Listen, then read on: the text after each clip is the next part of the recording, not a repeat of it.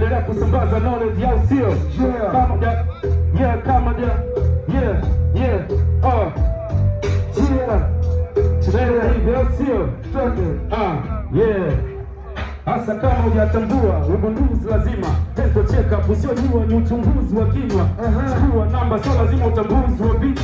Utarukui, utanijua kwa mjuzi na vina. Fungua kinywa tena hata bila mashaka, tulia kimya. Daktari ni cheki bila matata, najua ukata sometimes ndio inaleta ukata, ila inashauria walau mara 2 kwa mwaka. Kata check-up utasafishwa kinywa chako, uchafu ambao usingeweza safisha peke yako.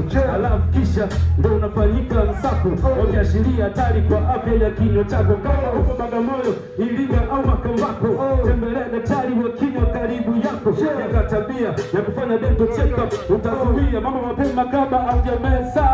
Check up kinga kabla mambo yajameza. What's up bro? Yali kinywa chako, usisubiri jiulize takupa upako. Check up kinga kabla mambo yajameza. What's up girl?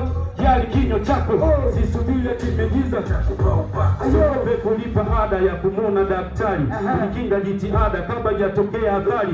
Faida ya chali yenye sukari ni kujadhari, kama itokee athari tupilia mbali. Mambo yatokee baada kuna dalili, ngoja umesubiri mpaka ina hili, umeshindwa kuhimili kabisa, utafuna bizari na kachumbari.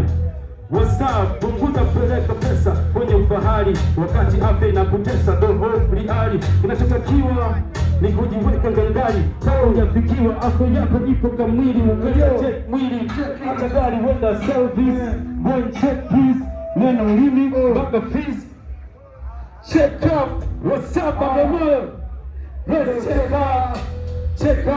up kinga kabla mambo yajameza. What's up bro?